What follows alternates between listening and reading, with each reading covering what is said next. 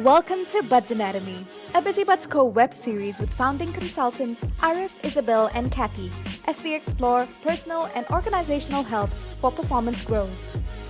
In this episode, we explored the value OKR brings in measuring performance and how it can translate to change for growth across the organization. What are one of the things that companies like Intel, Google, and LinkedIn have in common? All three companies use an OKR framework as part of their strategy. OKR is an acronym for Objectives and Key Results. It's a popular goal management framework. If I could illustrate an OKR, it would be a compass that points us in the direction of the outcomes we wish to achieve.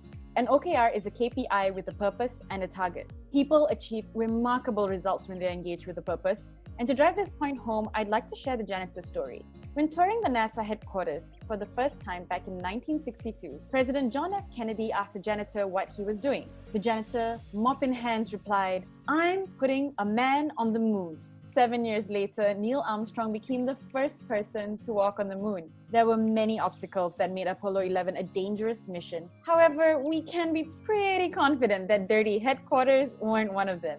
You may call the janitor a dreamer or a show-off, but he's not. He simply realized that he contributes to a mission he is excited about. What the story shows us is that great achievements require many perfectly aligned steps. They don't depend on a few people at the top, but the aligned efforts of a committed group. And by making goals accessible and relatable, which OKR frameworks do, it will drastically improve transparency and commitment from your teams within the organization. Let's see why inspired people are the key to achieving goals. No goal can be set without having the right and inspired people. Tools are easily discarded, processes can be changed, but people are the hardest to replace. With that focus in mind, we need to ask ourselves these three questions. 1. Where do I want to go? Answering that question requires us to do objectives. Objectives can be set in 3 levels: company-wide OKR, focusing on strategy and tactics; team OKR, focusing on projects; and individual OKR are best for entrepreneurs and freelancers. Second question to ask is, how do I know that I'm there? These are the key results or milestones to keep us on track of the objectives. Third question to ask, how do I get there?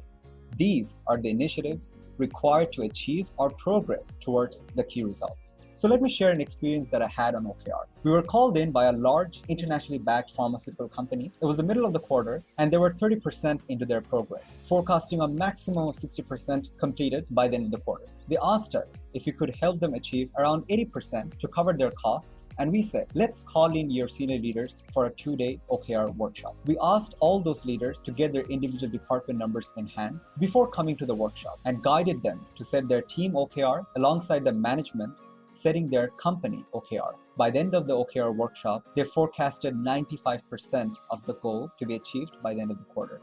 5 weeks later, they called us to say, we have achieved 106% of our goals. How did that happen?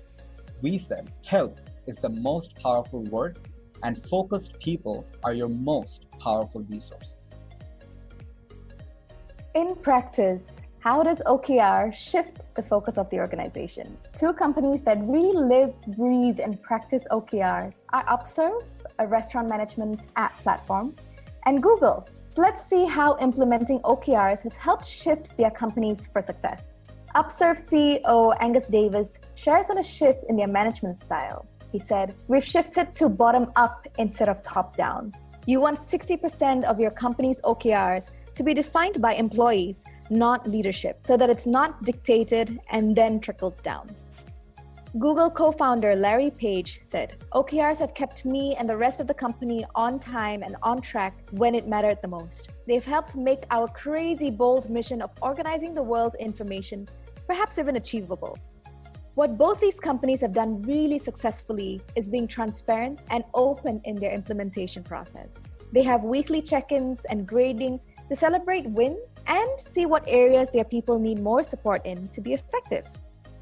By using OKR, they've transformed their training and development plan from merely a yearly requirement to a means of upskilling teams to directly achieving their organization's objective. These changes have helped shift them from action to collaboration.